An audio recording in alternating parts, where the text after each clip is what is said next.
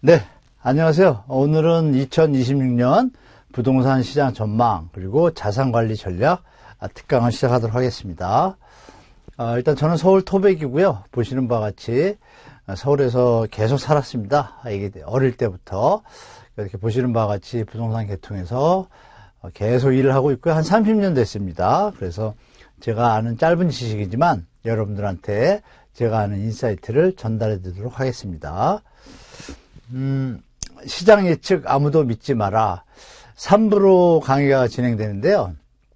한번 1부는 경제 사이클에 대해서 좀 말씀드리고 2부는 시장 현황 그리고 3부는 전략 이렇게 하겠습니다.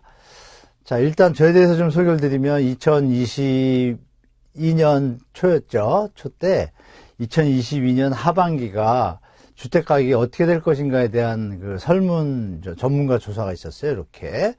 여기서 이제 제가 여기 있습니다. 이렇게. 이때는 제가 연세대에서 강의를 할 때인데요. 보시면 제가 이렇게 두 개를 전세, 매매 다 하락. 결국 뭐 맞춰가지고 이 중에서 이제 유일하게 제가 맞추다 보니까 이때부터 제가 이제 좀 언론에 좀 많이 노출됐습니다. 아시는 분은 아시겠지만. 그래서 이때 그냥 맞춘 것이 아니라 제가 경제 사이클에 대한 어떤 공부를 저도 한 15년, 20년 했거든요. 그러니까 여러분도 그걸 꼭 아시면 도움이 될 것 같다. 물론 틀릴 경우도 있겠지만 맞출 확률이 더 높습니다. 그래서 2026년 11월 이후에 미국 중간선거가 있잖아요. 이 이후에 제가 볼 때는 변화가 좀 있을 것 같습니다. 그래서 그 중간선거 이후에 여러분들이 시장 변화가 있을 거라는 걸 예측을 하시고 또 전에는 이제 선거를 위해서 어떻게 해야 되겠어요? 경제가 망가지면 안 되니까 선거를 위해서 분명히 저금리로 가려고 할 겁니다. 그 부분에서 이제 국채금리가 상승하면은 경제에 일단 균열이 생기거든요. 그러면 이제 위기가 올 수가 있어요. 그런 부분 예측하시면서 보겠습니다. 자, 첫째 경제 사이클과 자산 보겠습니다. 우리가 농업자본주의에서 죄송합니다. 상업자본주의, 산업자본주의 이렇게 왔잖아요. 이 현재는 금융자본주의입니다. 금융자본주의. 펜이 안 나오네. 그래서 그 다음에 우리가 이제 연결해 보면 금융자본주의인데 그 안에 무역의 형태가 많이 바뀌었잖아요. 경제적인 측면에서 보시면 다 들어보신 걸 거예요. 17, 18세기에는 보호무역 중상주의 이렇게 돼 있고요. 다 아시는 바와 같이 국부론. 아담 스미스의 국부론이 나온 때 산업혁명 이때 있었죠. 이때는 자유무역이었습니다. 영국이 힘이 세다 보니까 개방해 이래가지고 뭐 자기네 물건 막 팔고 그랬죠.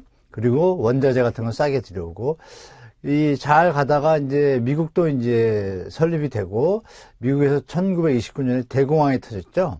터지고 나서 보호무역으로 바꿉니다. 이 터지고 나서가 아니라 터지기 직전에 이게 역효과를 일으켜가지고 이게 터진 거거든요. 그러면 우리가 예측할 수 있는 게 지금도 보호무역으로 좀 가잖아요, 미국이. 그러면 우리가 이제 이 역효과의 대공황 이거에 대한 것도 나타날 가능성이 없지 않아 있다라고 좀 보는 게 좋을 것 같습니다. 아시는 바와 같이 거의 한 100년 됐잖아요. 100년 전에 이런 일이 있었고 여기 보시면 같은 이렇게 이제 이 무역 그 자유화 어떤 글로벌 세계 경제 어떤 개방의 시대가 이제 열렸었죠. 계속. 우리나라도 그 덕을 받고. 그리고 2008년 이후에 이제 미국 경제가 조금 안 좋으니까 이렇게 보호무역으로 바꾸기 시작한 게 트럼프 지금 집권기에 이제 더 강해진 겁니다. 그럼 우리가 경제적으로 볼 때 흐름을 한번 볼게요. 이게 자본주의 흐름인데 이렇게 보면서 아담 스미스, 리카르도, 케인즈, 하이에크 들어보신 경제학자들일 거예요. 그렇죠? 이분들이 이제 경제학 이론을 세워서 뭐 고전 경제학파, 신고전 경제학파 이렇게 하는데 금융공학이라는 게 이게 쭉 이어져 오다가 1970년에 블랙스완 방정식이라는 식이 나와요. 이때 이제 금융공학이 등장을 합니다. 이게 발전한 게 파생상품이라는 형태로 발전됐고 여기 보시면 CDS라고 있죠. MBS는 우리 모기지 그거고 CDO는 부채담보보증권입니다. 롱텀 캐피탈 매니지먼트라고 노벨 경제학상과 이 금융공학의 그 이거를 이제 고안한 이 사람을 갖다 모셔놓고서 이 회사를 차려가지고 처음엔 잘 가다가 거의 완벽하다고 생각했는데 이게 이제 부도 파산이 납니다. 일종의 폰지 사기 형태예요. 이런 일이 벌어지고 2008년에 또 금융위기가 또 터지니까 여러분이 아시는 국제결제은행 BIS에서 바젤 1, 2, 3 이거 들어보셨죠? 바젤 1, 2, 3. 지금 최근에 대한민국의 대출 규제가 그냥 하는 게 아니라 지금 바젤3 협약, 국제협약입니다. 국제협약을 안 지키면 저 나라는 투명하지 않다라고 판단해서 국제 조달금리가 높아져요. 그렇기 때문에 지켜야 되거든요. 거기에 들어가는 게 요즘 여러분들이 부동산에 접하는 DSR입니다. 이게 우리가 스스로 하는 것이 아니라 전 세계가 동시에 하기로 한 거예요. 왜? 2008년에 그 능력이 없는 서브프라임 대상자, 미국은 이제 알트, 프라임, 서브프라임 3단계로 나눠요. 나누는 중에 이제 3분이라고 할 수 있겠죠. 맨 마지막 분이 이제 신용대출, 대출을 받았을 때 상환 능력이 좀 부족한 해당되는 분들을 서브프라임 대상이라고 불러요. 대출할 때. 그분들한테 잘 안 해주는데 이때 미국에서 내집 깎기 운동을 벌리면서 엄청 풀어줍니다. 그러니까 집값이 이제 오르기 시작하죠. 그러니까 소득이 받쳐주지 않는데 집값이 오르니까 집값이 오르면 그걸 갖고 또 대출을 받고 이런 식으로 거품이 쌓이기 시작합니다. 그게 터진 게 2008년이에요. 그래서 바젤3가 등장을 한 겁니다. 바젤3가 등장을 해서 이게 내용이 이거예요. 자기 소득 수준에 맞는 대출을 받는 수준을 맞추는 거. 이겁니다. 그러면 이거는 앞으로 계속 간다고 생각하시면 되겠죠? 이런 시작이다. 이렇게 말씀드리고. 그러면 이제 우리가 볼 게 경기 사이클에 대한 자산관리 투자 전략. 여러분들이 중고등학교 때 경제 주기설 뭐 배웠을 거예요. 키친 파동, 주글라 파동, 한센 파동, 콘트라디에프 파동 이런 거 들어보셨죠? 이런 것들이 다 이론적으로 어느 정도 합리성이 있는데 이런 것들을 총 다 집합해서 제가 한 15년, 20년 정도 경제 공부들을 같이 했거든요.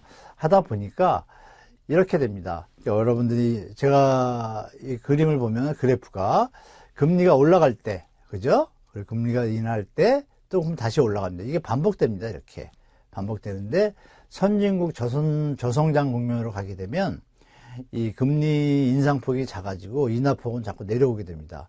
왜냐하면 부채를 많이 지다 보니까 금리가 좀 오르면 부채 부담을 못 이겨서 이 부동산을 포함한 여러 가지 주식시장부터 해서 이 시장에 이제 동맥경 현상이 벌어지거든요. 빚으로 빚을 갚는 어떤 형태가 계속 이어져서 다들 부채들이 많습니다. 자, 그러나 이제 여지껏 역대적으로 보면 이렇게 이어져 왔어요. 이게 계속 사이클이. 이게 보통 10년에 한 번 정도 사이클이 대충 맞더라고요. 그러면 여러분이 생각하실 게 일생에 있어서 한 3번의 기회가 있는 겁니다. 이때 부동산을 사야지 좋겠죠? 금리 인하 시기에. 그 금리 인하 시기에 집값이 내려갑니다. 그러니까 집 살 때는 여기가 제일 좋겠죠. 내려갈 때 집값이. 그리고 팔 때는 이제 여기 부동산 시장이 좋아지잖아요. 부동산 투자하는 겁니다. 이렇게. 부동산하고 주식 이머징 거래가 활발해지고 금리 인하가 되면서 빨리 팔기 시작해야 되죠. 그래서 금리가 올라가기 시작하면 이렇게 채권, 달러, 금, 자산, 현금 이쪽으로 자산 배분을 해야 됩니다. 자산 전략에서. 그래서 이 부분을 잘 기억하시면 금리 인하를 앞두고는 이 시기에는 부동산을 사가지고 금리 인하가 되게 되면 부동산이 오르잖아요. 막 부담이 적으니까 이자 부담이. 이때 정리를 잘 하셔야 됩니다. 올라가기 전까지. 이게 보통 한 10년 정도 주기가 된다. 이렇게 보시면 돼요. 나머지는 이제 채권, 달러, 원자재라든지 이런 걸 투자하시면 되는 거고. 그게 아니나 다르게 나타납니다. 보시는 바와 같이. 부동산이 투자할 때는 채권은 투자 안 하는 그런 그림이었잖아요. 좀 아까. 그럼 보실까요? 2019년, 20년, 21년이 우리가 어떤 때였어요? 네, 부동산 열풍이 불 때입니다. 광풍이 불 때. 이때 영끌할 시절이잖아요. 이때 보시면 개인들이 채권을 안 사요. 이렇게 3조 정도씩 샀어요. 그런데 21년 거의 끝물 금리가 인상될 것 같으니까 사람들이 집을 파는 거예요. 어떤 사람들? 이 경제의 기본 사이클을 아는 사람들은 금리를 올리겠구나. 팝니다. 누구한테? 영끌한 사람들한테. 영끌한 사람들은 물린 거죠. 어떻게 보면. 팔고 나니까 이 사람들 그 돈 갖고 뭐예요? 채권을 사는 겁니다. 이렇게. 그래서 올해 11월까지 지금 40조. 보시면 10배가 늘어나요. 채권 매수액이. 이 사람들은 뭘 알고 있을까요? 바로 좀 아까 봤던 이 그림을 보고 그냥 충실했을 뿐입니다. 이 부분을 일반 분들이 많이 모르시는데 제 이 그림 하나만 여러분들이 잘 파악하고 중장기적으로 절대 단타하시지 말고 단타 주식 이런 거 사람 망가집니다. 제가 볼 때 전문가가 아니면 그런 시간 뺏기고 생업에도 시장이 옵니다. 그거 좀 유념하시기 바래요. 자, 그리고 이제 여기 이게 이렇게 됐네요. 수급, 모멘텀, 펀더멘탈 요 세 가지. 요 세 가지를 기본적으로 보시면 되고 이걸 부동산에 투입하면은 수요 공급, 부동산 정책과 제도, 그리고 유효 수요, 뭐 PIR 이런 것들인데요.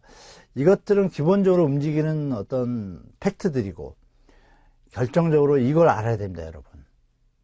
그럼 이걸 아는 게 쉽지는 않잖아요. 물론 고등학교 때 공부를 잘하시는 분들은 좀 이해가 잘 쉽게 되겠지만 요새 유튜브도 발전했으니까 여러분 꼭 보셔서 금리와 이런 무역 상태, 글로벌, 금리, 유가, 원자재 요 부분도 아셔야 돼요. 환율이 우리가 상승하면 금리는 올려야 되는데 지금 못 올리고 있잖아요. 우리나라 경제가 금리 올리면 난리가 날 것 같으니까. 그건 뭐예요? 부동산에 너무 많은 자산이 레버리지, 부채도 많고 이래서 좀 문제가 되고 있는 거 다 보도해서 보셨을 거예요. 그래서 이런 것들을 꼭 공부하시길 바랍니다. 그러면 부동산이 더 잘 보인다 이렇게 말씀드릴게요. 자, 그래서 말씀드린 대로 처음에 말씀드린 대로 보호무역주의 시대가 왔어요. 와가지고 요새 미국, 중국뿐이 아니라 우리나라도 관세 협상 맺으면서 뭐 여러 가지 시간과 관심과 뭐 고민들을 하면서 결국 뭐 일단은 타결됐는데 자유무역주의 시대가 이제 끝나가는 느낌이 드는 거예요. 그럼에도 불구하고 일부 여러분 들어보셨던 뭐 브릭스 이런 데들은 그 공간 안에서 다시 뭉쳐서 브릭스 체제에서는 자유무역을 하자. 그러나 다른 데하고는 안 한다. 뭐 이런 식으로 좀 세계가 좀 분리되고 있습니다. 우리가 역사를 한번 보면 2025년 방향은 트럼프 정책인데 26년도 마찬가지겠죠. 영국 공물법 1930년에 시작했어요. 이때.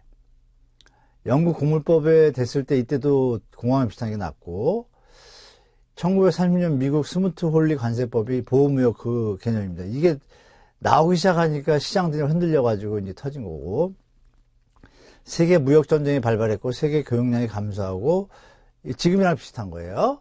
교역량도 지금은 그래도 감소 직전인 것 같습니다. 작년에는 좀 막 감소했죠. 올 초에는 독일 경제 이때 폭망이 있습니다. 이러면서 히틀러 정당이 생기게 돼요. 그리고 2차 세계대전이 나오죠. 현재는 그럼 트럼프의 자국우선주의, 이 얘기는 뭐예요? 제가 드린 말씀이. 전쟁 뭐 얘기 나오잖아요. 그런 얘기 가능성이 없지 않아 있는 겁니다. 모든 정치인들은 경제가 좀 잘못되면 이 전쟁 같은 걸 일으켜가지고, 최근에 뭐 우리나라도 좀 비슷한 일이 있었잖아요.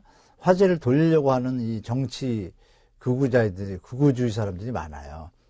이 자국우선주의가 어떻게 될지는 우리가 봐야 되는데 그래도 옛날보다는 이제 핵무기라는 게 있어서 서로 함부로 못 하잖아요. 그러니까 전쟁이 쉽게 날 것 같지는 않고 그러면 이제 트럼프의 자국우선주의가 이제 너무 지금 이제 뭐 망난이라는 소리까지 듣잖아요. 트럼프가. 그럼에도 불구하고 트럼프는 국내 본인들 국민들한테는 지지를 받잖아요. 왜? 우리 잘 살겠다 이러니까. 근데 그게 이제 전 세계 경제에 문제가 이제 발생을 하는 거죠. 그래서 세계 경제가 어떻게 될지는 지켜봐야겠지만 분명히 위험 리스크가 있다는 거 우리가 인정하고 시장을 봐야겠습니다. 자, 이런 대선 키워드를 던졌고요. 최근에 이제 환율이 1,400원, 뭐 1,470원 많이 오르는데 이 그림을 왜 보여드리냐면 트럼프 집권 시기에 한국 경제는 부정적이었다. 이렇게 제가 미리 써놨는데 이렇게 무역 외교 정말 중요하다. 한국 기업을 위기로 보는 트럼프발 극단 보호무역 통상 써놨죠. 관세협상 비교적 선정 이렇게 돼 있는데 이 트럼프가 두 번째 됐잖아요. 대통령이. 미국은 중임제도가 가능하니까 여기 보시면 이게 이제 수출액이고요. 빨간 게. 이게 이제 수입액입니다. 미국과의 관계에서 대미 수출입 동향 추이예요. 보시면 어때요? 갑자기 이때 반토막 나죠? 이걸 이제 요걸 계산한 게 흑자 수준이에요. 250억 달러, 258억 달러 이렇게 가다가 갑자기 138억, 114억 달러 반토막 납니다. 그래서 이때 우리 경제는 별로 안 좋았고 이게 누적됐어요. 코로나도 이제 이때 있었고 그 트럼프가 됐잖아요. 이때 이렇게 안 좋습니다. 그리고 이제 바이든이 되고 나니까 다시 원위치 됐죠. 이때도 이제 트럼프가 관세를 많이 매겼습니다. 정말 많이. 세탁기 같은 거 50%씩 매기고 그랬어요. 그러니까 이런 부분들이 소리 없이 우리 경제에 타격을 줬었는데 바이든 때 많이 사이가 좋아졌는데 또 다시 트럼프가 됐단 말이에요. 그나마 현 대통령이 협상을 그나마 좀 선전해서 좀 버티고 있지만 분명한 것은 관세는 부과되는 거 아닙니까? 그러면 인플레이션이 미국에 발생할 소지가 있잖아요. 그 부분을 우리가 챙겨서 보셔야 된다라고 좀 말씀드릴게요. 자, 미국 왜 그런 행동들을 하냐, 이렇게 보시면 이게 파란 선이 수입이고, 이게 스펜딩, 일베뉴고 스펜딩, 지출이에요. 매 계속, 이게 언제부터? 1990년 초부터. 이때부터 계속 지출이 늘어나요. 1998년 IMF 위기 이 시점에 미국도 경제상이 녹록지 않았습니다. 그래서 이때 돈을 막 풉니다. 풀기 시작한 게 2008년까지 엄청 풀었어요. 많이 쓴 거예요. 돈 풀어가지고, 돈 찍어가지고. 수입은 없는데. 그러니까 이자가 늘어나죠. 이렇게. 이게 이자 곡선이에요. 자, 이 어느 수위를 넘었으면 이자를 감당하지 못하는 수준이 되잖아요. 지금 약간 요 지점이에요. 여기 보시면 2025년 요 지점이에요. 시나리오가 두 개가 있습니다. 이렇게 가느냐, 이렇게 가느냐. 이거는 그나마 충격에서 벗어날 수 있는 길이 있는데 이거는 심각한 거예요. 보시면 정부 부채 36조 5천억, 1조 7조 3천억이 1년 예산이에요. 근데 1조 1천억이 이자로 나가요. 근데 여기서 이게 지금이에요.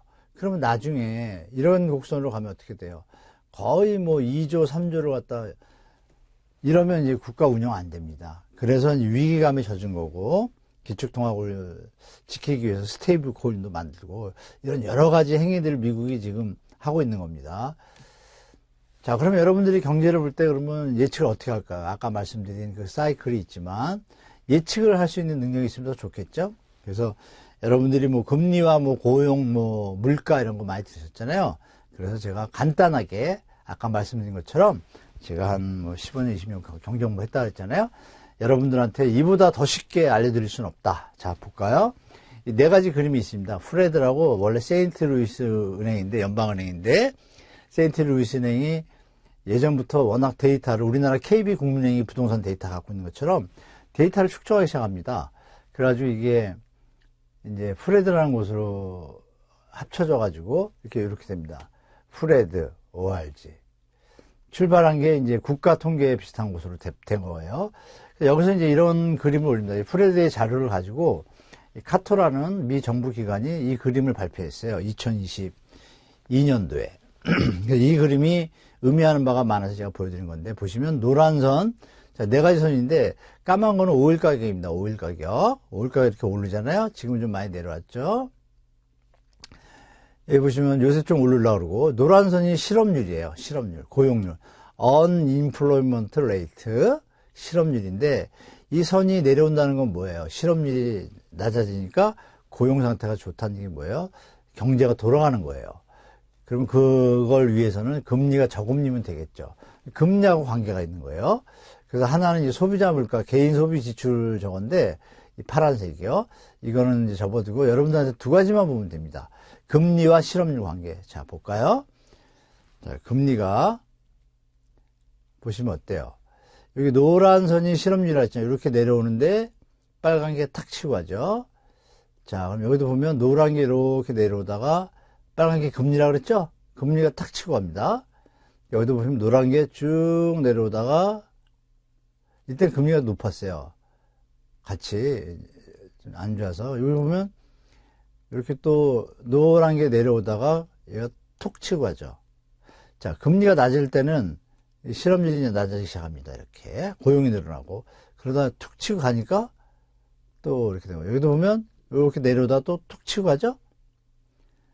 여기 쭉 내려오다가 이제 지금이에요. 자, 그림이 여기 제일 길죠. 실업률이 이 호황기, 거의 10몇 년 동안 호황기, 코로나 빼고 전 세계가 돈을 풀면서 2008년 이후에 돈을 많이 풀었잖아요. 이 돈이 호황기를 누립니다. 이자는 싸고 돈은 풀리니까. 서로 빚내서 집 사고 뭐 이런 거죠. 이게 막 돌다가 이제 어느 정도 뭐가 있어야 되는데, 여기 보시면 막대기들 있죠, 여러분. 막대기들. 막대기. 이게 다 경제 위기입니다. 기억나시죠? 오일 쇼크 때, 이 IT 버블 때, 여기 2001년, 2008년 글로벌 금융위기. 그죠? 이게 다 벌어지는 걸 보면 공통적인 게 뭐예요? 말씀드린 대로 실업률이 낮아지다가 금리가 올라가서 역전되기 시작하면, 자, 그 뒤에 뚫고 나면 그 즈음에 또 조금 지나서 여기도 뚫고 나서 여기 나오고, 이렇게 순차적으로 실업률이 내려오는데 금리가 낮아지니까 실업률이 높았다가 내려오잖아요. 거품이 생길 것 같아. 인플레이션 생길 것 같아. 금리를 올려서 조정해야 돼. 금리를 올리고 교차되는 지점 이후에 6개월에서 1년 반이면 이렇게 보시는 것처럼 이런 일들이 벌어집니다. 어떤 일? 경제 위기나 침체 둔화가 온다. 근데 아직 안 왔어요. 그렇죠? 이때 일시적으로 한번 있었죠? 코로나 때. 이거는 일시적이니까 소화를 못한 거고, 이게 너무 기니까 지금 전 세계가 부채에 허덕이고 있다. 이렇게 보시면 되겠습니다. 그러면 다음에 어떤 일이 벌어지냐. 자, 금리를 여기서 올렸죠? 2022년에 뚫었잖아요? 그 뒤에 대해서는 여러분들이 판단하시라고 이렇게 이 연구소에서 그림을 만든 겁니다. 자, 참조하시면 좋겠죠? 이렇게 똑같습니다. 이렇게. 자, 그래서 이 얘기도 들었을 거예요. 장단기 금리 역전으로 경기 침체 99% 발생. 장기 금리가 원래 높아요. 근데 단기 금리가 높아지면 만약에 장기 금리가 3%인데 단기 금리가 4%면 어떻게 돼요? 빼면 마이너스 1이죠. 마이너스 되는 데가 요겁니다. 요 선, 마이너스. 계산하니까 장단기 금리가 이거는 이제 10년물, 그러니까 2년물, 요거 2년물짜리 하는데 이렇게 해보면 요 지점들이 있죠. 이렇게. 장단기 금리가 역전됐다. 그 소리가 이겁니다. 이렇게. 역전. 되고 나면 위기가 또 터지죠. 이렇게. 이것도 참조하셔야 되고. 여기도 마찬가지고. 이거는 또 이제 2년물인데 3개월물도 똑같습니다. 그렇죠? 3개월물하고 2년물하고 장기금리. 장기는 10년 국채나 5년 국채 쓰는데 그걸 가지고 계산하니까 똑같은 일이 벌어지는 거예요. 이렇게. 그래서 유념하셔야 되고, 그래서 10년물 국채와 3개월물을 해보니까 또 확대해 보니까 어때요? 딱 이러고 나서 얼마 뒤에, 딱 이러고 나서 얼마 뒤에, 딱 이러고 나서 얼마 뒤에. 근데 요번에 이게 올라가기 시작하잖아요? 여기 딱 이러고, 자, 딱 이런 게 요번에 좀 커요. 그리고 올라가기 시작했습니다. 2025년에. 그러면 6년, 7년 사이에 이런 경제 침체 위기가 올 가능성이 있다라고 우리가 유추할 수 있습니다. 그걸 참조하시고 자산 관리 하시기 바랍니다. 그러면 우리가 부동산 시장에서 볼 때 상승 펀더멘탈, 경제 성장, 경제 구조가 좋을 때, 지금은 좀 안 좋죠. 경제 성장률이 좀 떨어졌죠. 경제 구조는 지금 개혁하고 있는데 새로운 대통령이 잘 될지 모르겠습니다. 조금 시간이 걸리겠죠. 인구 증가, 소득 증가, 분배 이게 잘 될 때, 생산 가능 인구가 증가할 때, 핵심 구매 연령층이 증가할 때, 소득 분배율이 증가할 때, 이럴 때 정말 경제가 잘 들어가고 부동산도 이 가치가 올라갑니다. 부동산 정책도 마찬가지죠. 대출정책. 그런데 그럼 반면에 반대로 된 건 어떨까요? 자, 이겁니다. 이렇게. 이 현상이 지금 다 있는 시점인 것 같아요. 그래서 조금은 시장에 이 팩트에 해당되는 게 좀 있죠? 이걸 좀 체크하시면서 시장에 접하시는 게 중요하다라고 좀 말씀드릴게요. 자, 그래서 국내 경제 산업 전망을 이렇게 보시면 트럼프 리스크가 있고 금융시장 변동성, 저성장 고착과 양극화의 문제가 되고 확장적 통화 정책. 우리는 이걸 근데 하고 싶어도 여기 딜레마 이렇게 써 있죠. 딜레마. 이게 너무 쓰면 이게 또 버블이 생길까봐 조심하고 있죠. 지금 확장적 재정 정책 이거는 좀 하고 있죠. 경제가 너무 가라앉으니까 자영업자분들도 어렵고 여러 가지 제조업도 지금 많이 힘들거든요. 제조업에 이자문 내는 기업이 한 50% 가까이 됩니다. 심각하죠. 이런 부분을 정부가 애를 쓰고 있습니다. 그래서 이렇게 여러 분야에 이렇게 있고, 좀 보시면 2025년보다 성장세가 둔화된 한 해를 보낼 것으로 예상한다. 이렇게 보고 있습니다. 말씀드리는 내용을 좀 확대해서 보면 이렇습니다. 그래서 이런 내용들을 잘 유념하셔서 시장에 대처하시면 좋을 것 같다라고 말씀드려요. 그래서 결론은 시장 사이클과 이런 것들을 잘 체크하시면서 하셔야 되는 게 부동산뿐이 아니라 자산관리 전략에도 도움이 된다라는 말씀 드리도록 하겠습니다. 자, 글로벌 경제 성장률 다 낮아지고 있죠, 여러분. 그쵸? 자, 그래서 주요국 통화정책 변화기준 기준금리 보시면 한국은 금리를 내리기가 너무 힘듭니다. 근데 해외는 이게 2028년, 5년이고 6년이고 이제 7년 이렇게 가는데 보시면 좀 그렇죠? 이 2009년도까지 우리는 그대로 유지할 수밖에 없는 그림이 나옵니다. 그래서 금리가 더 내려간다는 거는 예전에 박근혜 문재인 정부 때 빼고는 이제 없을 거다. 우리나라는 당분간 그렇게 보셔야 되겠습니다. 자, 이렇게 첫째 시간을 마치고요. 두 번째 2부에서는 부동산 시장 현황과 정부 대책에 대해서 말씀드리도록 하겠습니다. 네, 두 번째 시간입니다. 25년 부동산 시장 현황과 정부 대책 이렇게 썼습니다. 정부 대책은 뭐 보도에서 많이 보셨죠, 여러분? 자, 부동산 상승 하락 예측 주요인 기본적인 것부터 갈게요. 거래량이 늘고 전세가가 높아지고 미분양이 줄면 하락장입니다. 아니, 상승장입니다. 이렇게. 무조건. 여기 미분양이 감소할 때. 반면에 거래량 줄고 전세가 비율도 낮고 미분양이 늘어나면 어떻게 돼요? 하락장입니다. 하락장. 이 기본이에요. 그리고 마지막 지표로 경매지표. 요걸 좀 참고하시면 시장을 알 수 있습니다. 이거는 기본적인, 국내 기본적인 팩트고, 아까 말씀드린 이런 금리 환율, 경제지표 이런 거 공부하셔야 됩니다. 안 하시면 착오를 일으켜서 손해를 볼 수도 있다 말씀드릴게요. 자, 최근의 시장 상황을 보겠습니다. 요새 뭐 보도에서 많이 보셨지만, 다시 제2의 막 서울만 좀 그렇죠. 수도권으로 번지냐 마냐 그러고 있는데 정부는 대책을 내놓고 있고, 자, 주택담보대출에 정부가 대책을 6.27 대책 던지고 7월쯤 줄였다가 9.7 대책 던졌는데 효과가 없는데 계속 했다가 보시면 11월 던지고 나서 11월 달에 2.6조로 줍니다. 그러면 확실히 이제 가시효는 없어진 거라고 좀 보여집니다. 제가 볼 때. 담보대출 액수가 거의 뭐 바닥 수준이니까 이걸 염두에 두시고 그러면 거래는 계속 줄겠구나 이렇게 보시면 되겠습니다. 특별한 이유가 없는 한. 요거는 이제 전체 그림인데 다음 장을 볼게요. 자, 전국 그림인데 이게 7월까지만 돼 있는데요. 11월까지는 어떤 점이 아시는 것 같이 이렇게 가고 있습니다. 자, 그러면 우리나라가 전체 인구도 늘어나고 경기도 좋을 때 쫙 갔다가 꼭지 딱 찍고 언제죠? 2020년입니다. 영끌 시절. 그리고 계속 전국은 이래요. 조금 이게 평균선이에요. 거래량.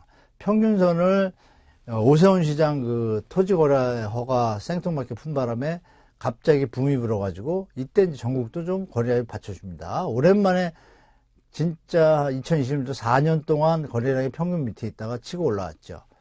그리고 정부가 계속 정부 대책을 던집니다.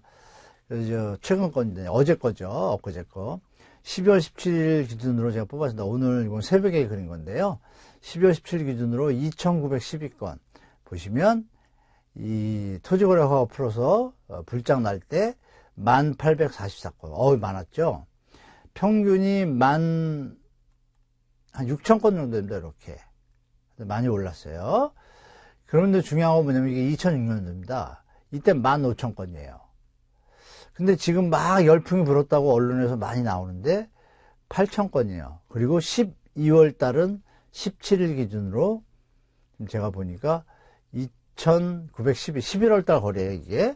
그러면 제가 볼 때 앞으로 13일 정도 신고기간이 남았으니까 그러면 어떻게 돼요? 부동산 신고는 계약하고 30일 내야 되거든요. 2달 안에. 그래서 만약에 11월 말일 했으면 12월 말일까지 신고를 해요.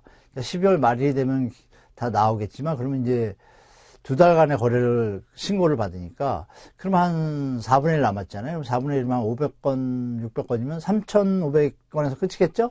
그러면 거래량이 어떻게 됐어요? 반토막 났죠. 반토막 났는데 그러면 이 제도 11호 대출 규제가 풀리냐 안 풀리잖아요. 그럼 이거는 그냥 갈 수도 있다 이렇게 보시면 되겠죠. 서울은 좀 예외가 있지만 자, 경기도는 보시는 바와 같이 선이 좀 내려왔는데 여기 이 선이 여기에 있습니다. 이렇게 요 선에 이렇게 16,000건 오랜만에 평균선을 돌파했어요. 돌파해서 19,000건인데 요번에 내려왔습니다. 한 10,000건이 조금 안 되고 조금 내려왔죠. 그럼 다음 달은 또 내려갈 수 있다. 경기도는 고점 시절에 34,000건에 비하면 3분의 1 토막 나 있다. 이렇게 보시면 되겠습니다. 자, 인천광역시 보겠습니다. 인천광역시는 어떤가요? 인천에 2022, 3, 4 이렇게 3개년도에 입주 물량이 되게 많았습니다. 많다 보니까 힘을 못 쓰고 전체 수도권의 경기도에 보다도 더 약합니다. 그 11월 거래가 2,400, 오랜만에 여기 좀 올라왔는데, 왜냐하면 인천이 조정을 많이 받았거든요. 그러면 그 낙폭 과대에 따른 반등이라고 있잖아요. 그 부분입니다. 근데 서울도 이제 뛰고 있으니까 이때 같이 올라오는데 힘이 약하죠. 왜? 아직도 집이 많은 거예요. 미분양분도 많고 신축 입주도 많고 그 힘이 1, 2년 정도 더 소진돼야 그때 시장이 좀 회복될까. 당분간은 또 매물도 이렇게 많이 늘어나고 있어요. 인천은. 그러면서 매물이 늘어나죠. 전세, 월세 할 거 없이 매매까지 다 늘어나고 있습니다. 이렇게 시장 상황이 서울하고 또 다른 서울 한번 볼까요? 서울. 서울 요거부터 말씀드릴게요. 이 평균 매매 금액 단위인데요. 이게 좀 가려서 죄송합니다. 10,000원, 여기, 여기로 가야 되는데, 12억, 이게 10억입니다. 여기 11억, 여기 14억까지 갔어요. 언제? 2025년도 토지거래가 풀 때, 갑자기 가격이 뜁니다. 붐이 좀 분 거죠. 보세요. 갑자기 여기서 툭 쳐버리잖아요. 이게 원래 여기서 내려가는 추세인 건데, 12월에 이미 토지거래 허가를 갖다가 세무인한테 발표를 합니다. 풀 수도 있다라고. 이러면서 이게 올라가기 시작한 겁니다.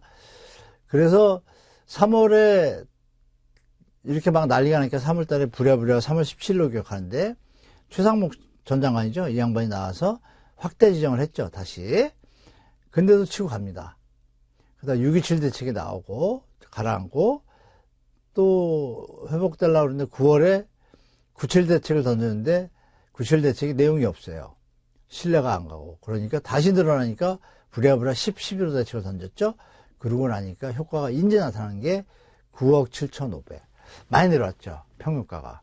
그러면 고가주택은 이제 약간 임계점에 다다랐다 이렇게 보시면 되겠습니다. 자, 그리고 말만은 이제 기대를 한 몸에 담고 있지만 갈 길이면 일기 신도시의 이제 성남시 한번 볼게요. 분당이 이제 파란색입니다. 분당구, 수정구, 중원구. 분당 거래량 보십시오. 690 하다 막 1250원 난리 났습니다. 2024년 11월에 12월에 발표를 했잖아요. 계속 뛰다가 6.27 대책이 나오니까 줍니다. 이렇게 빡. 줄었다 불었다. 9월 달에 9.7 대책이 잘못 나오니까 이렇게 다시 뛰고요. 그 11호가 나오고, 자, 지금은 어때요? 정말 바닥 수준입니다. 그러면 현재 시장들이 실수 시장이 아니었다가 이제 실수 시장으로 바뀌니까 실제, 그러니까 갈아타기 하거나 무리한 대출을 받아서 사는 사람들이 주도하던 시장에서 실수요자, 무주택자만 집을 살 수 있게 되니까 틀려지죠. 그러니까 그동안 투기 수요가 존재했다고 우리가 판단해야 돼요. 그래서 투자하시거나 투기적 마인드를 가진 분들은 조심하셔야 됩니다. 자, 전국 아파트 경매 추이를 볼게요. 보시면 전국 아파트 경매 추이 지표. 자, 여기 보십시오. 전국. 보통 이제 이렇게 건수가 이 정도 1000건대에서 있다가, 이게 이제 막대 그래프가 경매 물건수입니다. 1000건 정도 이렇게 있다가 갑자기 2000건 오르더니 보시면 2022년 이후부터 급격하게 경매 물건이 늘어나죠. 어마어마하게 늘어납니다. 2배 반, 3배까지. 이게 안 줄어들고 있어요. 전국적으로. 근데 서울만 요번에 상승장이 온 바람에 경매가 좀 나아졌죠. 서울도 한번 볼까요? 서울 없네요.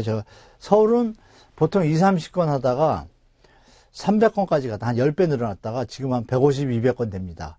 여전히 예전에 비하면 5배, 6배 정도의 경매 물건이 계속 나오고 있다.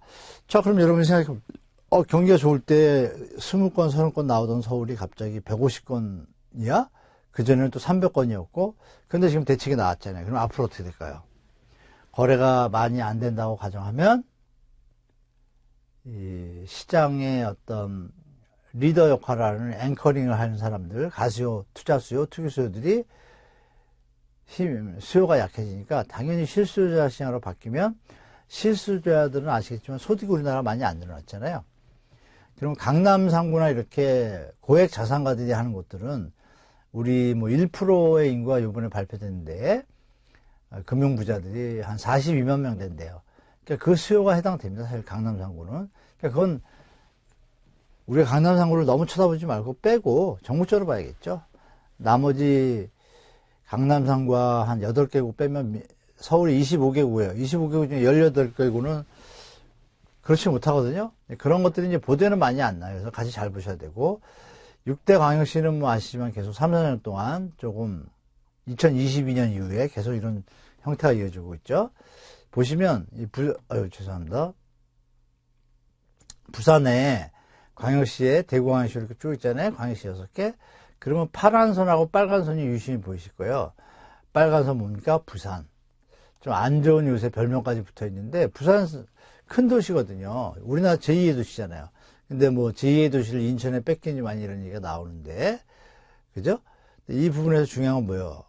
어마어마하게 들었죠? 경매 물건이.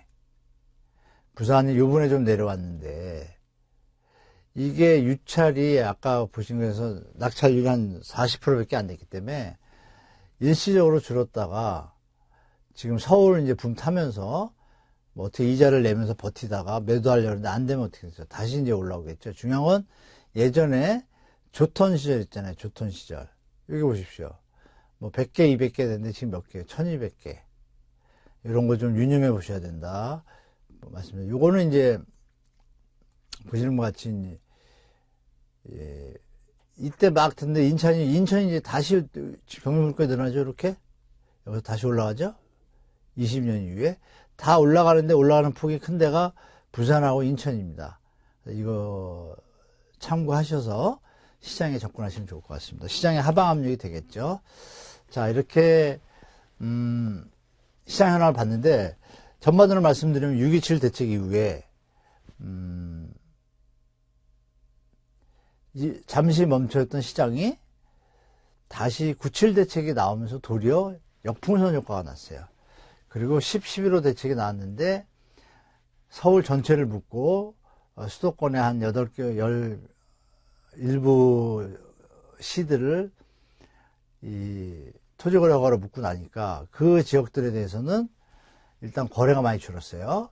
그래서 풍선 효과에 대한 얘기를 좀 정리해드리면 보도에서는 엄청나게 나왔죠. 나왔지만 막상 가보면 동탄과 구리, 파주 다 뛴다고 했는데 파주는 잠시 반짝이고 그냥 하락이 더 많습니다. 입지적인 부분 때문에 좀 그런 것 같은데 사실 입지가 나쁜 것도 아닌데 교통 측면에서 이제 좀 GTX 호재가 있음에도 불구하고 그런 부분에 대해서 우리가 생각해 볼 부분이 많죠. 왜 힘을 못 쓸까? 그리고 그건 뭐냐면 미래가치, 그러니까 거주가치보다 미래가치, 투자가치, 집값이 오를 가치 이런 것들을 생각하는 분들이 주로 이 시장에서 움직이다 보니까 실거주 수요 시장은 바로 시장에 다르게 나타나는 거죠. 그 동탄도 뭐 GTX 통과되니까 동탄역 부근에 인근의 청계동이라든지 오산동 여기만 좀 움직이지 나머지 지역은 아닙니다. 그래서 동탄을 11호 대책 나오고 벌써 한 달 반, 두 달이 돼가는데 50%가 하락거래입니다. 50%는 상승거래고. 그러니까 붐을 타가지고 상승거래가 좀 있는 건데 이게 이제 정부에서 토지거래 허가를 묶지 않더라도 제가 볼 땐 자연적으로 하방으로 좀 흘러갈 가능성이 좀 높다고 봐요. 왜 가격이 또 올라버렸으니까. 그런 부분을 생각하시고 또 정부에서 대책이 이제 계속 나올 겁니다. 3기 신도시를 포함해서 뭐 서울 같은 경우에 유유부지 또 수도권도 마찬가지고 지금 뭐 대통령부터 국토부 장관부터 계속 부지를 찾고 공급한다는데 일단 언제 공급되냐 입주가 안 된다 이런 뭐 또 부정적인 얘기도 있지만 중요한 건 여러분 대한민국 역사에서 이 노태우 정부 때 이명만 하고 보금자리 주택 이명박 정부 때 집값이 다 4, 5년 동안 안정됐습니다.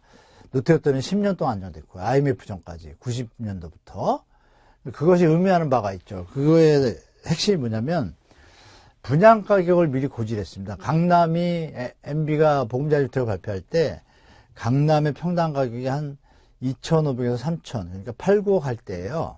국평 기준으로.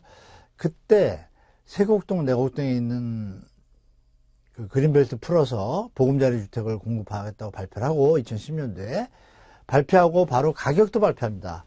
근데 가격을 얼마 했냐면 토지 임대부 주택은 800만 원 그리고 분양부는 1200에서 1300에 분양하겠다고 아예 고지를 해버린 거예요. 액수를. 그러니까 어느 바보가 2배가 되는 기존주택을 사겠어요. 그래서 시장이 그때부터 완전히 안정됩니다.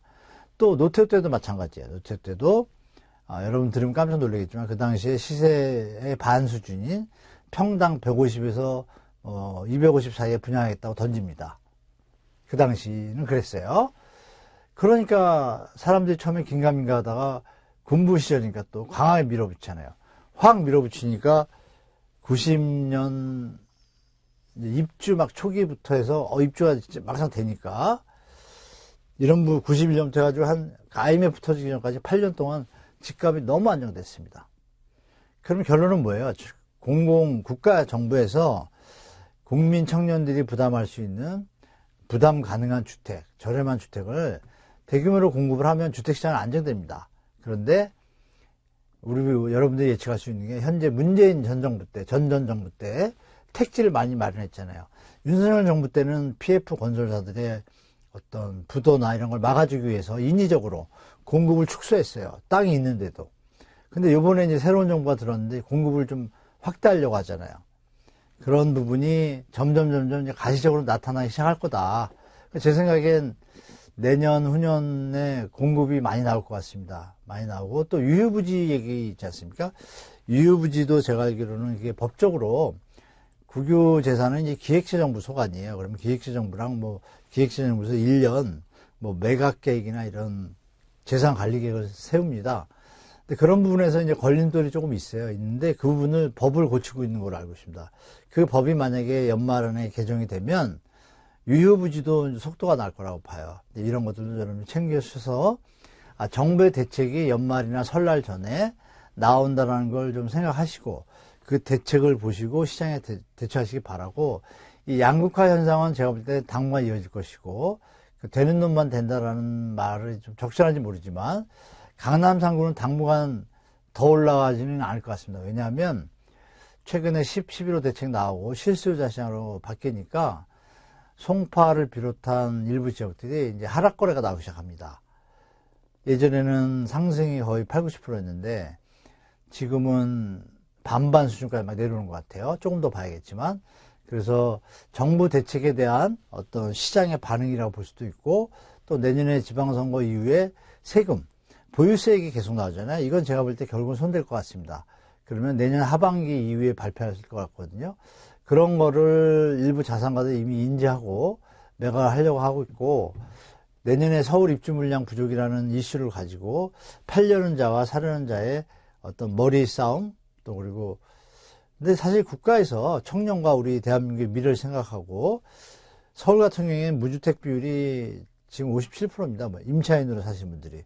물론 여기서 자기가 1주택자인데 전세대출 받아서 사시는 분도 계실 텐데 자가점유율이 43%밖에 안 돼요. 그러니까 이게 투기수요 겹친 데다가 임차인도 한 50% 가까이 되니까 지금 57%면 60% 가까이가 다 임차를 하고 있다는 거예요. 그러면 이게 대책을 세워야죠. 그렇죠? 이런 부분이 나올 것 같아요. 그래서 도심공공복합개발사업 문재인 정부 때 했던 거잖아요. 이것도 또 법안을 좀 만작되고 있습니다. 그러면 추진력이 좀 생길 거예요. 중요한 건 이제 대통령의 의지인데 대통령이 과연 이거를 강력하게 밀어붙일 것인가. 그리고 마지막으로 이제 어떤 뭐랄까요. 분양가격 말씀드렸다. 이런 부분이 어떻게 나올지를 확인하면서 자산시장에 대처해야 된다. 그래서 현재 시장 상황은 대책이 6.27 대책이 일시 먹혔다가 다시 불이 안 꺼져서 잔불이 살아났고 9.7 대책은 실현 피부에 안 닿는 약간 맹탕 정책으로 보여서 다시 불을 지폈고 불이 다시 살아나다가 11호 대책으로 인해서 시장이 약간 조정 국면으로 강력하게 지금 빠지고 있다는 게 시장의 모습입니다. 그래서 그걸 보시고 그 대책을 발표되는 걸 좀 보시고 나서 시장에 대처하는 게 좋을 것 같습니다. 자, 여기까지고 시장 현황 말씀드렸고 다음 3부에서는 향후 시장 전망과 자산관리 전략에 대해서 말씀드리도록 하겠습니다. 네, 3부 시간입니다, 여러분. 향후 시장 전망과 자산관리 전략 이렇게 잡았고요. 자, 이거 처음에 첫 시간에 첫 1부에 보여드린 거죠. 자산관리 전략, 이거 제가 제목 썼잖아요. 자산관리 투자 전략. 이거 지키시기 바랍니다. 그래서 최근에 미국이 금리를 인하했다가 만약에 관세로 인해서 인플레이션이 발생하면 다시 올려야 되잖아요. 이게 어떻게 될지 이제 지켜보시는 것도 요거에 대한 가이드가 될 겁니다. 지켜보시기 바라고. 자, 여러분 이제 자산관리 전략에서 이게 이제 허니문 모형이라고요. 나중에 이제 저희 디지털 대학 정규 과정에 다른 교수님도 가르칠 거고 만약에 저도 하게 되면 이 부분을 또 다 자세히 설명드리겠지만 일단 보시면 분양시장 위축 이렇게 막 표현들이 있는데 처음부터 볼까요? 자, 분양시장이 막 좋아요. 좋으면 어떻게 돼요? 건설회사들이 막 지을 거 아니에요. 분양시장이 좋다는 건 뭐예요? 수요가 많다는 얘기잖아요. 입주량보다 수요가 많아. 가격이 막 올라가기 시작하니까 분양은 계속 늘어나요. 분양이 급증을 하죠. 자, 급증을 하면 급증한 게 언젠가는 이 화살표를 보시면 입주가 급증을 하겠죠. 그렇죠? 당연히. 갑자기 많은 물량을 분양을 하니까 일정 뭐 아파트 보통 3년이면 짓잖아요. 그럼 뭐예요? 2년 반에서 3년 뒤에는 입주가 급증하겠구나. 이게 보이잖아요, 이렇게. 그럼 이때 시장은 어때요? 입주량이 수요보다 많잖아요. 시장 조정이 오죠. 이 이후에는 시장이 침체가 되는 거예요. 침체가 되고 나서 분양이 위축되면 분양이 위축되죠, 이렇게. 분양 시장이 침체되니까. 우리 최근처럼. 그러면 2년 뒤에는 어떤 일이 벌어져요? 입주가 감소해요. 그러니까 2022년도에 그런 일이 벌어지니까 지금 25년, 6년이 이 상황이 된 거예요. 그런데도 서울을 빼고 나머지는 화랑이 못 되는 이유 뭐예요? 이때 이게 소진이 안 된 거예요. 아직도 여기에 머물러 있는 거예요. 다만 서울만 이게 해당되는 거예요. 그렇죠? 이때 너무 많이 해가지고 이게 시간이 더 걸리고 있는 거고, 이 그림을 보시면 그러면 역으로 분양시장이 위축이 돼가지고 공급 과잉되고 수급 불균형이 되면 분양이 위축되면 이때도 입주가 감소하잖아요. 이때도. 여기가 입주 감소 사이클이에요. 이렇게. 그래서 보시면 이게 전체적으로 보면 써놨잖아요. 7년 반에서 10년 정도다. 10년을 보고 좌우로 1, 2년에 약간의 변동성이 있지만 이렇게 시장이 돌아가는 거예요. 그럼 여러분들은 앞으로 부동산 투자하실 때 이게 원래 네덜란드의 암스테르담 그쪽 학자들이 만든 게 이제 허니문 모형인데 이거를 이제 건설산업전략연구소라고 최근에 그 주택도시보증공사 제1호 사장님이셨던 분이 만든 그림에다가 제가 또 막 살을 좀 붙인 겁니다. 그래서 이 그림을 보시고 여러분들이 시장에 대처하시면 좋겠다. 주택시장 요 흐름을 보시면서 그러면 요 시점인지 여러분들이 계신 곳의 상황 뭐 예를 들면 청주는 내년에 입주 물량이 많거든요. 청주는 계속 지금 막 뛰는 것 같지만 이 분위기로 가고 있습니다. 지금은 요 정도였어요. 요 정도에 머물다 청주가 좋았잖아요. 호재도 있고 이제 이쪽으로 넘어가기 시작할 겁니다. 그러면 조정이 올 거다라고 말씀드리고 근데 호재가 또 생겨가지고 이게 그냥 여기서 계속 유지가 될 수도 있는데 제가 볼 때 이렇게 될 가능성이 많다. 결론은 이 사이클 도는데 특별한 이슈가 없는 한 이 사이클 따라다닌다. 이걸 확인하시면서 시장에서 여러분들이 이걸 잘 응용하시면 여러분들이 분양시장, 입주시장, 뭐 입주 감소 시기 이걸 확인하셔가지고 자 이때는 가격이 올라가니까 이때 사는 것보다 이때 사는 게 낫겠죠. 사시는 입장에서 파시는 분들은 이때 팔아야죠. 화랑일 때, 값 올라갈 때 이렇게 판단하셔서 이 표를 가지고 자산 관리에 좀 활용하시면 좋겠다라고 말씀드릴게요. 자 그리고 이거는 이제 자산 모델이라고 해서 4사분면 모형인데요. 그걸 보시면 자 어느 정도 임대료가 있어요. 근데 임대료가 올라가면 어떻게 돼요? 이 선이 일로 가서 이 P는 I분의 R이라는 개념 혹시 아시는지 모르겠는데 P는 가격입니다. 그리고 이건 연 임대료고 이거 이자율이에요. 그럼 쉽게 말하면 1억을 주고 샀는데 연 임대료가 1000이에요. 그러면 이 이자율이 10%잖아요. 이 얘기는 뭐예요? 수익률이 10%라는 얘기죠. 기대 수익률이. 그러면 이건 투자할만 하잖아요. 이 수익률이 올라가는 건 뭐예요?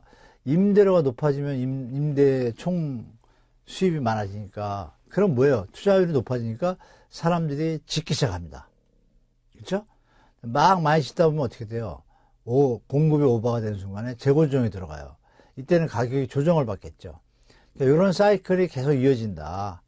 이 단순한 것 같지만 아주 중요한 원리를 여러분들이 여기에는 여러 요인이 있죠. 이렇게 잘 돌아가다가 경제 위기가 터지면 갑자기 뭐 신규건설이 중단되고 재고 조정 이쪽으로 가는 거죠. 그러니까 이런 부분들을 같이 보시면서 시장을 접하셔야지 예전처럼 묻지마 투자, 묻지마 내 집 마련 이건 안 됩니다. 또 불안심리에 막 쫓아가서 사는 거 무리하게 대출받아서 자기가 부담 어려운 레버리지를 하시게 되면 정말로 무리하게 샀다가 만약에 영끌처럼 끝물에 사시게 되면 부부싸움 납니다. 조심하셔야 되고 그래서 이 모형과 아까 그 벌꿀 모형 이걸 잘 두 개를 보시면서 그 처음에 보여드렸던 그림 있죠?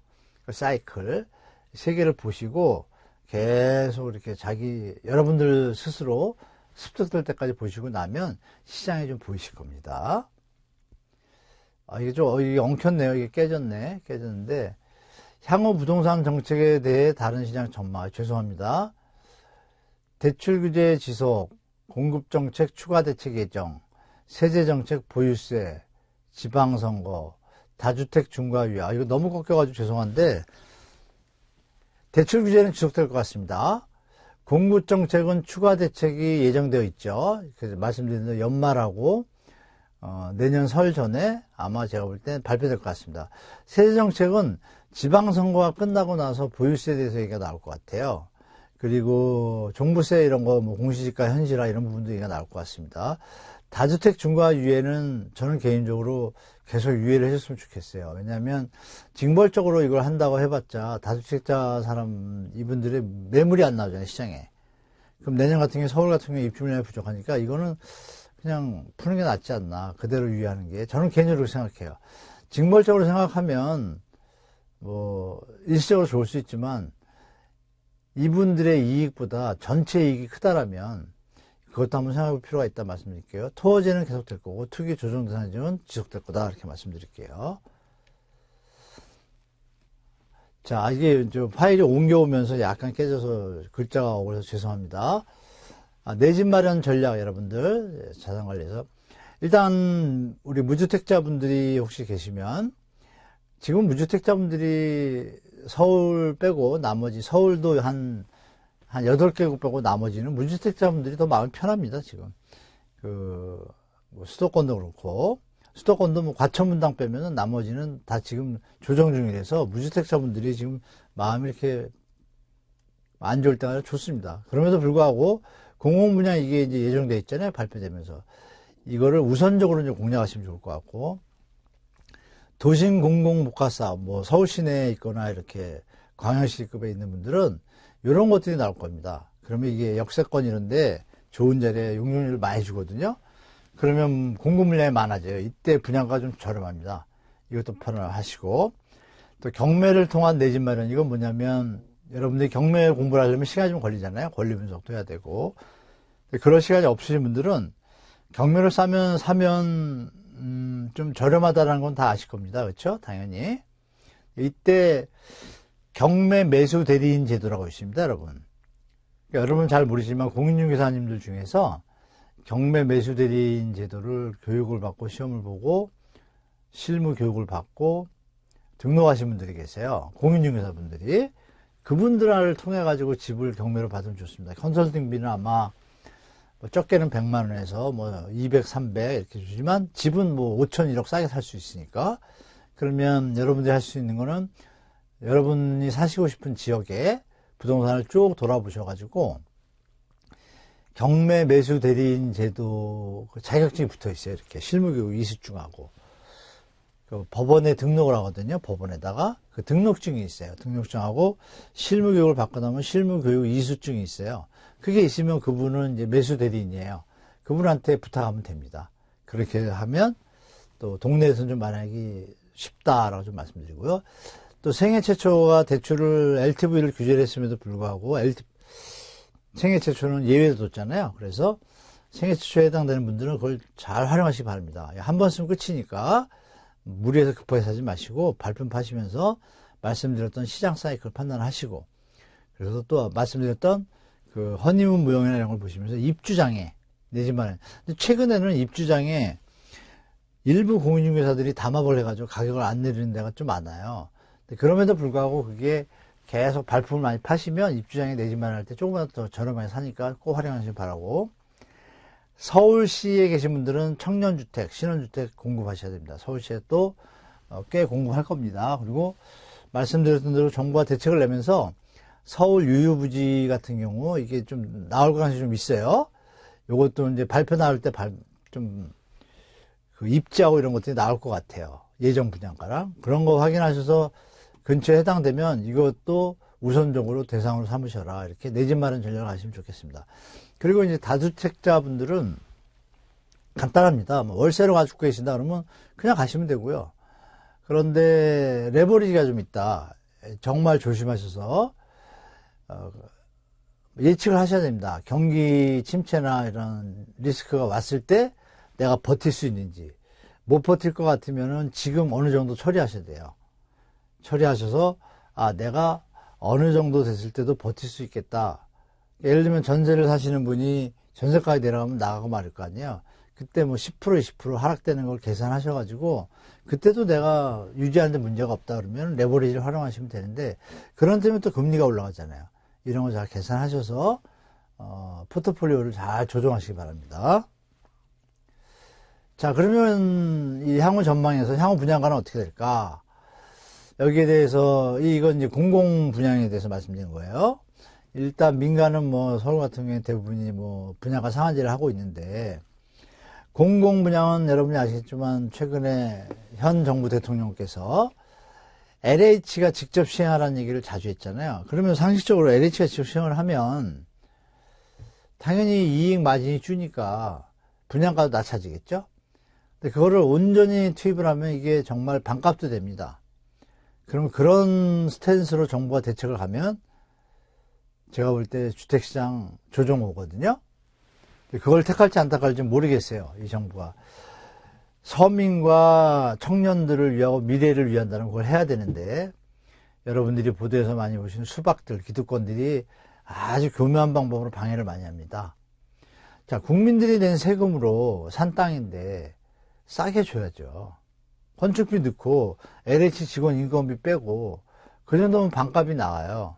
그게 어떻게 될지 우리 지켜보도록 하겠습니다. 그래서 그걸 보고도 시장을 예측할 수 있으니까 대책을 한번 보시기 바라고, 서울시 유휴부지 공급도 말씀드린 대로 법안들을 기획재정부, 기재부의 국유재산 이런 부분에서 법적인 부분, 그리고 또 교육부 부지들 같은 것도 있잖아요. 그런 것들도 이제 또 국유지 같은 거 이런 것들도 다 결국은 기획재정부의 그 재산관리법에 의해서 움직이기 때문에 그 조항을 잘 바꿔 이런 식이겠죠. 정부가 뭐 무주택 서민의 주거복지 안정을 위하여 택지를 공급하고자 할 경우에는 국유 재산을 뭐 어떻게 우선적으로 할 수 있다 이런 식으로 법이 뭐 개정될 것 같아요. 제가 볼 때 개정되면 힘을 받거든요. 그래서 좀 기다릴만 하다.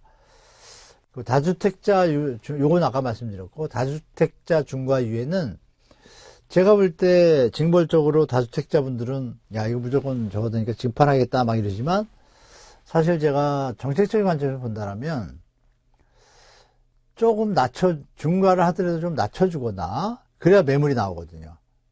내가 수익이 1억이 났는데 세금을 6천, 7천 낸다?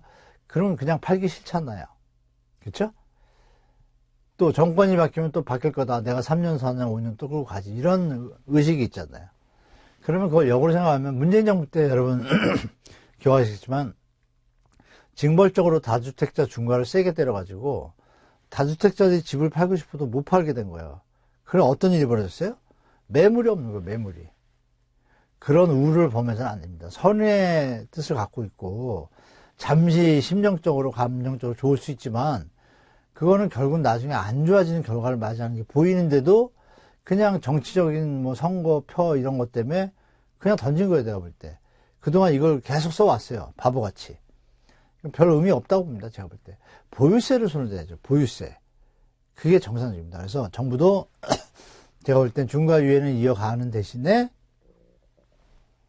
보유세에 대한 대안이 나올 가능성이 좀 있다라는 게 제 생각입니다. 자, 변곡점 제가 이렇게 썼는데요. 보시면 잠시 제가 목이 좀 잠겨서요. 자, 변곡점 출생아수 혼인건수 상하관계 그림을 한번 볼게요, 여러분. 이게 우리나라 여기 100만이라고 되어 있잖아요. 이게 뭐냐면 제가 태어날 시절입니다. 한 해에 100만 명 가까이 태어났어요. 넘은 적도 있습니다. 실제로 이렇게. 이 부분들이 이제 이게 2000년인데 이걸 그러면 앞으로 30년을 가면 어떻게 될까요? 이게 30년 써놨잖아요. 30년을 앞으로 가면 1970년, 뭐 65년 이맘때 저희 때 나온 분들이 있네. 이때 결혼을 한 거예요. 요 앞전에서 요 사이에 결혼들 많이 했죠. 그러니까 이때 시장 좋은 거예요. 2000년도에 불장이었잖아요. 노무현 정부 때 불장이었고. 그런데 이제 이 주황색 선은 혼인 건수예요. 이때는, 자, 100만 명이 나왔는데, 이건 출생하고 여기가 혼인거수입니다. 100만 명이 나왔는데, 30만 쌍이 결혼했어요. 그리고 지금은 20만 쌍이에요. 2025, 6, 7, 22, 3만 쌍. 최근에 20만 쌍이죠? 중요한 건 10년 뒤를 볼게요. 2032년. 14만, 13만으로 거의 반토막 또 납니다. 중요한 건 여기는 30년이 걸렸는데 반토막 나는데 거의 여기는 어때요? 10몇 년밖에 안 돼요. 10년 남았어요. 10년. 출생아 주택가격 부담이 커지면서 누적되면서 출생아가 자꾸 물론 라이프 스타일도 바뀐 것도 있죠. 혼자 사는 분도 많다 보니까 1인 가구. 여기에다 집값 부담이 커지니까 아기를 더 많이 안 낳고 교육비도 부담되니까 이게 겹치면서 현재 출생아 수랑 계산한 거 그러니까 30년 뒤를 앞에 당겨서 겹쳐본 거예요. 그러면 출생아 수하고 결혼쌍 수하고 딱 거의 비례관계 비슷하게 상관계수가 한 0.27에서 3 나옵니다. 0.3. 3 정도 나옵니다. 그러니까 결론은 어떻게 돼요? 13만 층으로 딱 떨어집니다.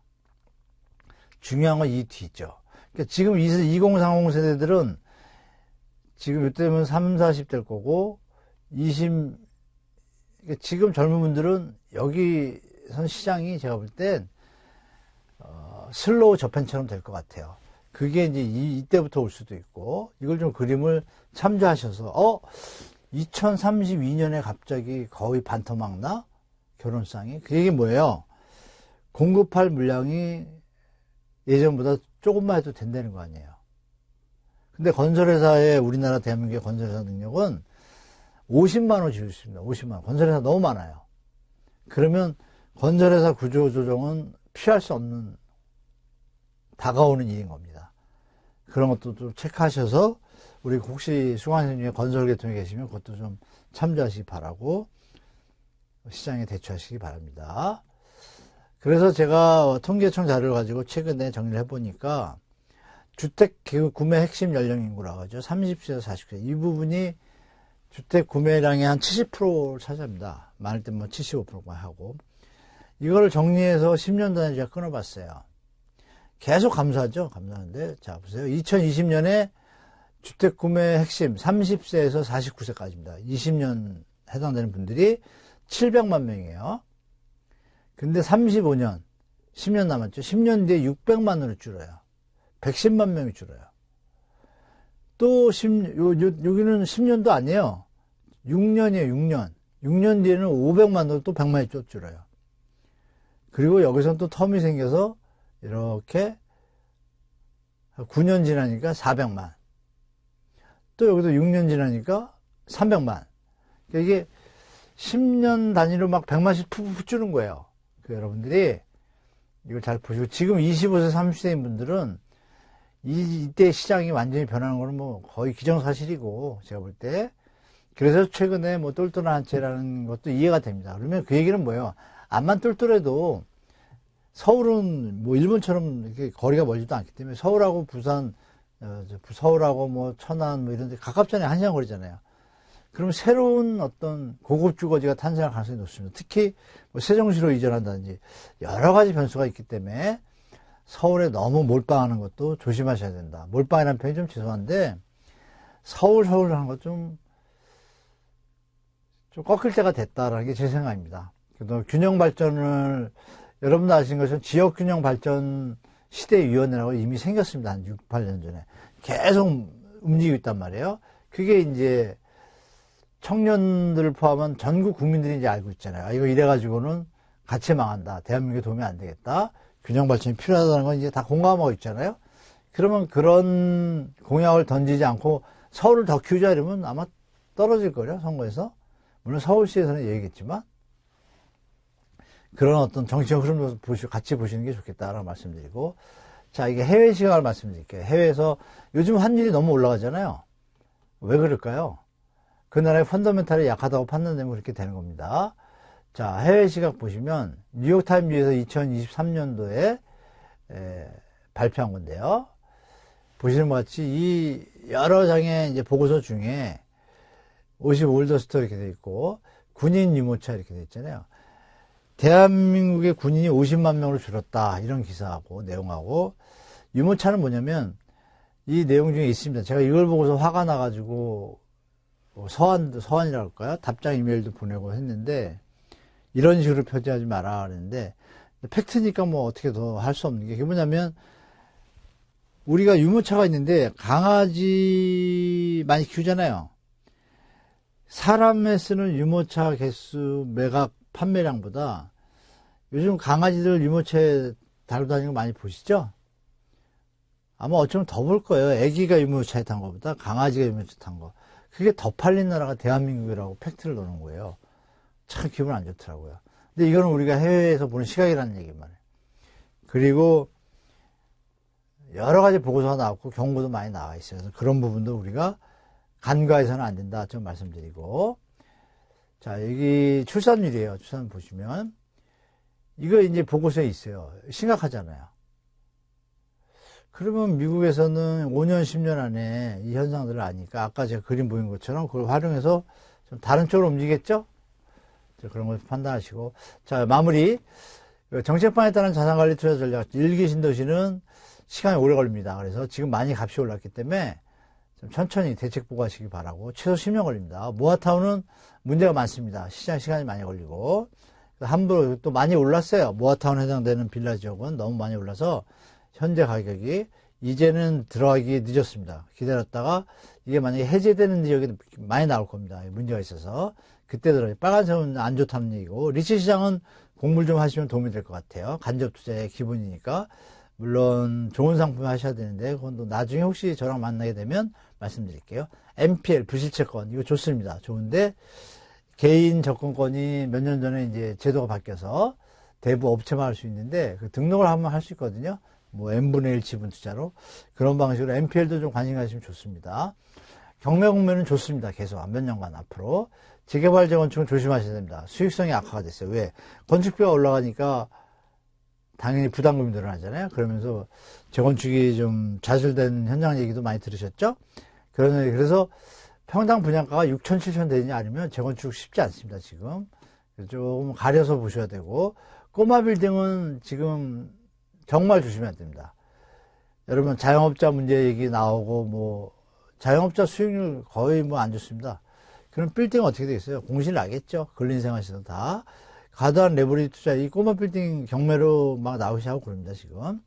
자, 해외 부동산으로 이제 갈 때입니다, 제가 볼 때.